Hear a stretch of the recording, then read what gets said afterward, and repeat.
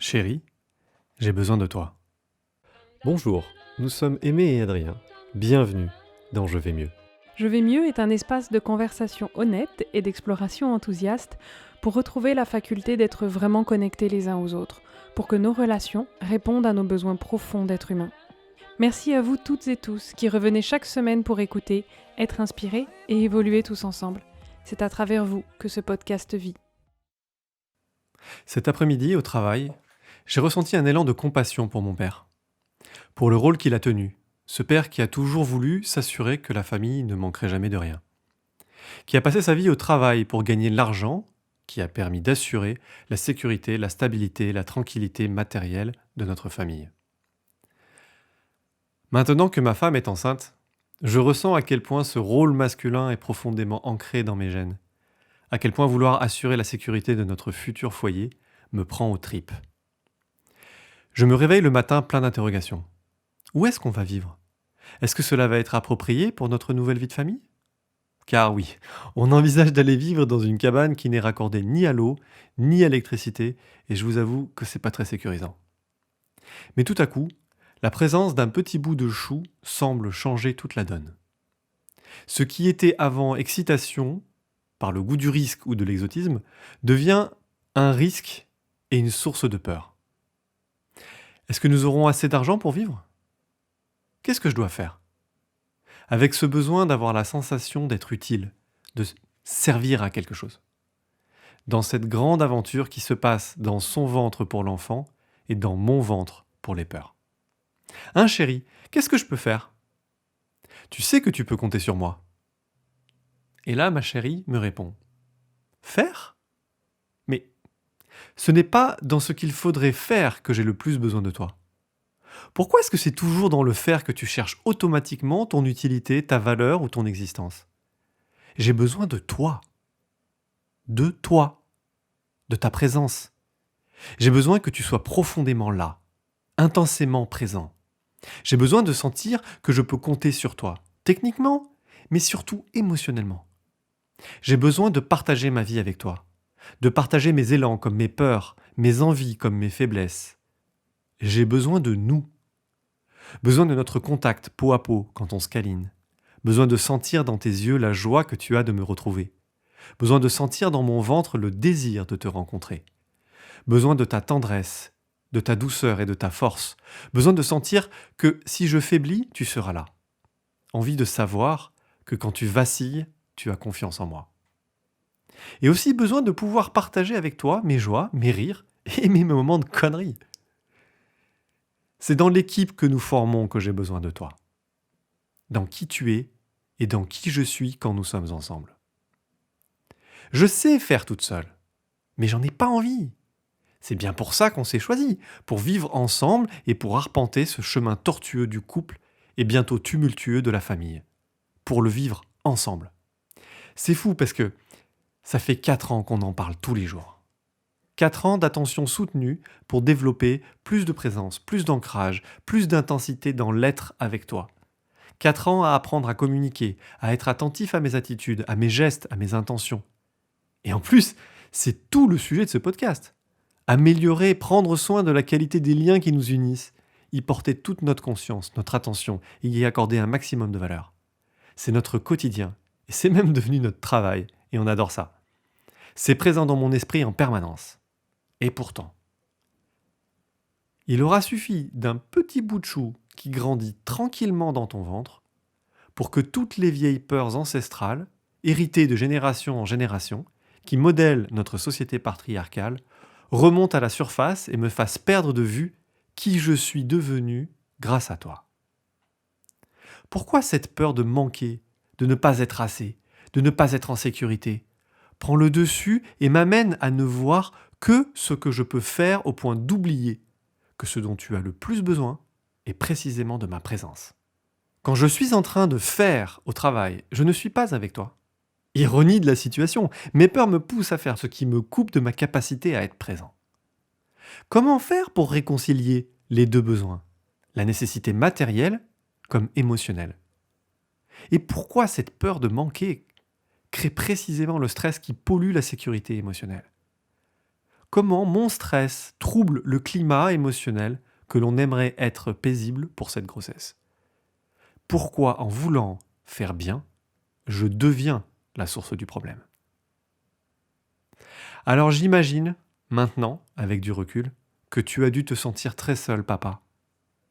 Comment cela a dû être difficile de vouloir autant bien faire, tout en créant autant de problèmes émotionnels que tu n'as jamais pu comprendre. Et encore aujourd'hui, cela doit te paraître très injuste qu'on finisse par te reprocher d'avoir autant travaillé, alors que dans ton esprit, tu l'as fait précisément pour nous. Et si c'était pas si simple ? Et si le domaine du faire, du travail, était beaucoup plus confortable, connu, simple et prédictible que l'univers émotionnel de l'être ? Et si finalement notre difficulté à rentrer en contact avec nos émotions, notre méconnaissance de la communication, notre handicap relationnel nous poussait à nous réfugier dans le travail ? Et si c'était en partie notre peur d'entrer en contact avec la vulnérabilité, nos difficultés à nous montrer tels que nous sommes et à nous laisser être vus dans nos faiblesses qui nous poussent à toujours vouloir faire pour garder la sensation de contrôle et d'efficacité ? Pourquoi cela nous semble plus facile d'aller travailler que de dire à notre femme « Chérie, tu es tellement belle. J'ai beaucoup de chance de partager ma vie avec toi. Je t'aime. » Pourquoi c'est si difficile de la regarder attentivement pour qu'elle puisse se sentir vue telle qu'elle est ? Pourquoi c'est si difficile d'être profondément présent, ancré, physiquement, psychiquement et émotionnellement, pour qu'elle ait la sensation qu'on est entièrement là ? Pourquoi c'est si douloureux de rester dans les conversations difficiles, de ne pas fuir, de ne pas devenir agressif, mais au contraire, de rester curieux ? Pourquoi l'art de la communication est si complexe ? Et pourquoi est-ce que j'ai autant de mal à réussir à trouver les mots justes pour que tu puisses me comprendre ?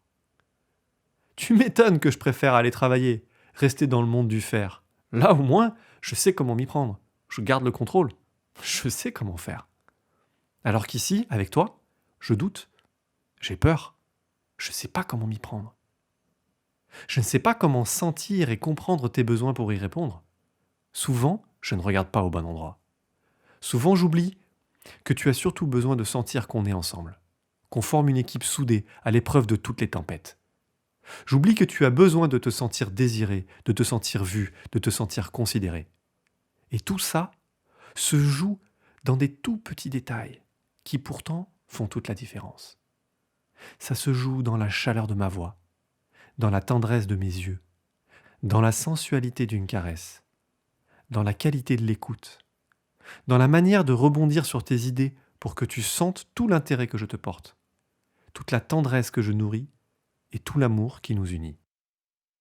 Malheureusement, j'ai la sensation qu'on n'a pas trop appris ça, nous les hommes.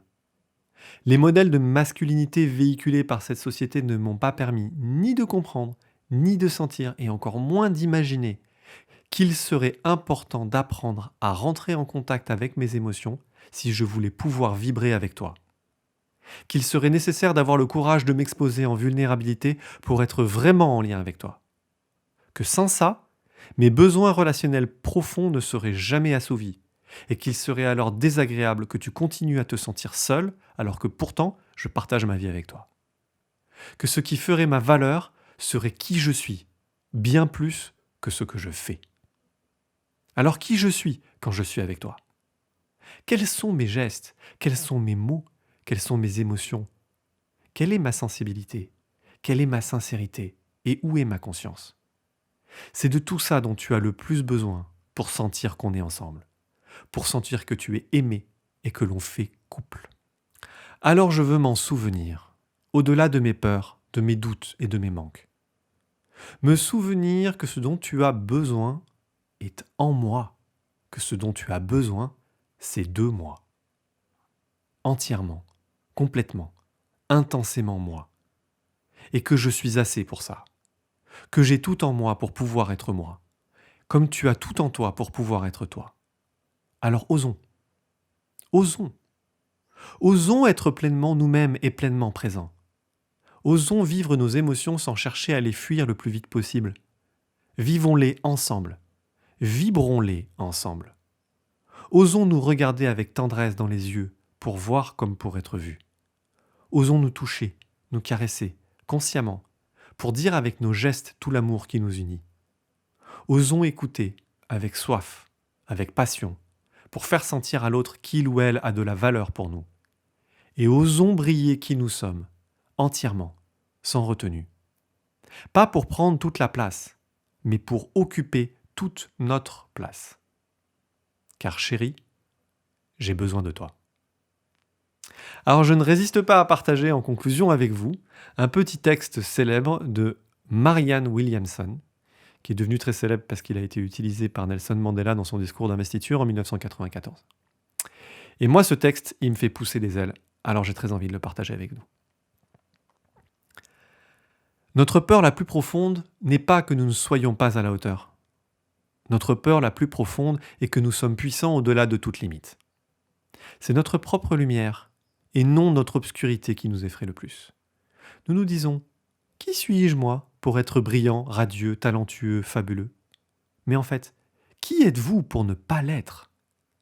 Vous restreindre, vivre petit, ne sert pas le monde.